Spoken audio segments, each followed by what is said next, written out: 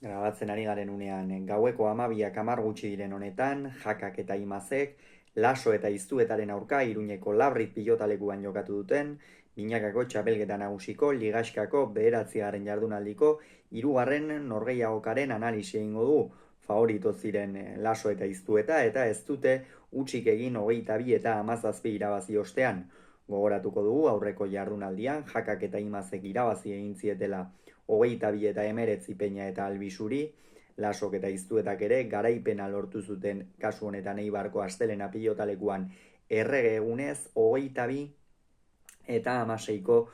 emaitzarekin honen bestez, bibikoteak aurreko jardunaldiko dinamika positiboarekin iritsi dira gaurko honetara, eta partida hasiera antologikoa egin du batez ere Martxel iztuetak,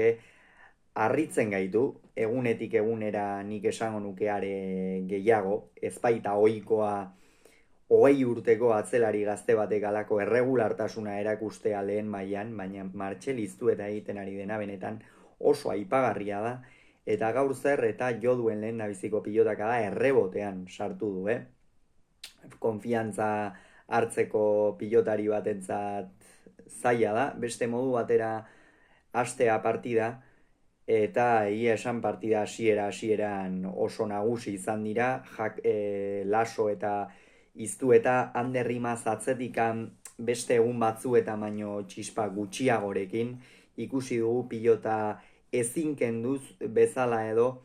eta aurrean lehen zatian behar bada ezain beste, baina bigarrenean eri jakaz luze eta zabal hitz egin behar dugu. 12 eta 9 iritsi dira lehenengo etenaldi horretara, egia esan hor 8 eta 6 aurreratu dira jaka eta imaz, baina gerora aldeak murriztu dituzte, baina ia da laso eta iztu eta joan egin direla, iztuetak atzean agindu egin du, nabarmen xamar, berme handiarekin ikusi dugu, eta aurrean unai lasok oso bizi mugitu du pilota, eta eri jaka defentsan finaritu bada ere, lehen zatian asko kostatu zaio bikote gorriari 12 eta 9 aurreratu dira esan bezala, baina bigarren zatian aipatu nahiko nuke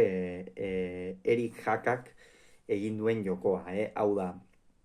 ikusi du, eta lehen zatian ere, baina bigarren zatian batez ere ikusi du,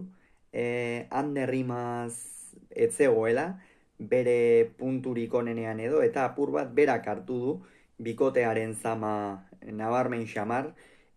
asko arriskatu du partida hasieratik, errematerako ez ditu beste askotan edukitzen dituen aukerak eduki, hori Martxel iztuetaren meritua izan da nagusiki, eta gero dejadaz pilota kentzerako garaian eta benetan oso jarrera onarekin ikusi dugu eri jaka, eta naiz eta galdu gaurkoan aipamen berezi hori merezi duela iruditzen zait. Halere 18 eta 11 iritsi dira bigarren etenaldira, hemen ere handerrimazia ezin nagusitu ikusi dugu, egia da laso eta iztu eta ez zirela hasierakoak, hasieran nahiko edo batez ere iztu eta oso esplosibo hasi da, bigarren zatian apur bai jaitsi da, normala da, azkenean partidak testu inguru ugari izaten ditu, eta apur bat partida hor fase erabakigarri horretan sartu denean edo apur bat behera egin du bikote urdinak ere, eta hor 16 eta 19 ere hurbildu dira, 18 eta 11 iritsi dira bigarren etenaldira, baina hor jakak asmatu du, gero lasok eta iztuetak txakalaldi txiki bat izan dute, baina buruari zurki eutsi diote txapelketa osoan zehar ere alaxe egiten ari dira, oso zur jokatzen ari dira, eta horrek balio izan die azkenerako partida gogortu egin da asko, hor badakigu erikek zenba sufritzen duen, eta